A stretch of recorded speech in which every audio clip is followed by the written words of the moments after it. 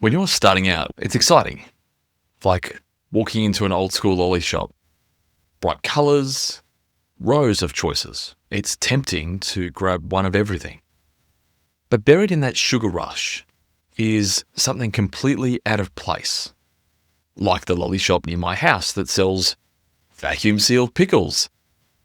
A full cucumber in brine sitting right next to the chocolate bullets. That's what a breach looks like when you're building fast and skipping basics like multi-factor authentication. It doesn't belong, but it gets in anyway. Starting your AI agency or project feels just like that. You sign up for everything: chatbots, automations, API connectors, dashboards, client portals. You want to move fast, and I get it. That energy is part of what makes this space so fun right now. But here's where most of us slip up. We don't secure what we build, we don't enable MFA, and we assume I'll sort security out later. And that's the problem. That lolly shop I mentioned, every time I walk in, I see that pickle in the packet in the brine, and I think, what is that thing even doing here? It doesn't belong, but no one notices.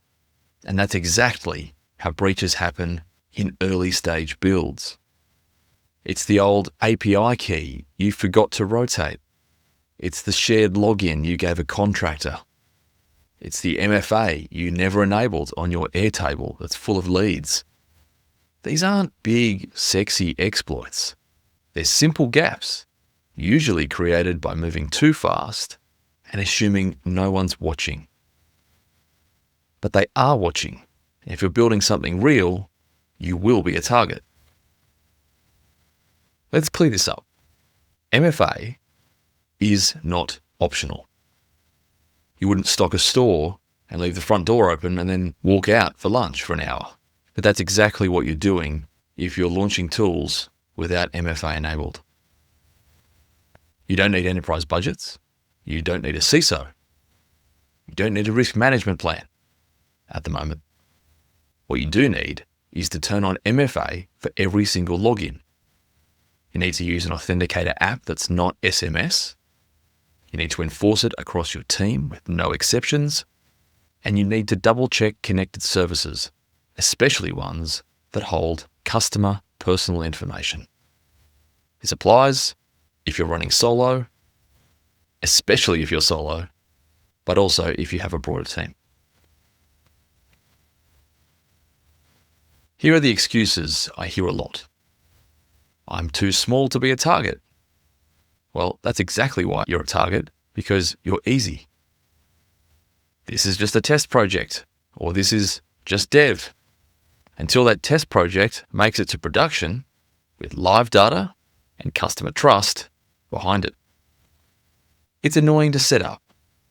So is explaining to your clients that someone exfiltrated their data and their details. I'll do it when I scale. If you don't bake in security early, it gets expensive to retrofit later. Here's what I want you to do by the end of the day. Audit your top 5 tools. Enable MFA where it isn't already turned on. Revoke any old tokens or API keys that you're not using. Stop sharing passwords via Slack or via email. Stop doing it. Use a password vault like Bitwarden. If you're using automations, using Zapier, N8N, or Make.com, make sure you check what they can access. And finally, turn on login notifications. They cost nothing and they give you peace of mind. It's not about locking everything down out of fear. It's about basic hygiene, like wearing gloves in doing surgery. It's not optional. MFA won't fix everything, but it stops the basic stupid problems, the basic stupid errors. And in security, doing the basic stuff is half the battle. So before you download another plugin, before you comment N8N on the next LinkedIn post, enable MFA and move forward with confidence that you are doing the basics well. If you found this useful, please subscribe to the channel. or check the blog, the link is in the description below, for more practical AI security and automation guides.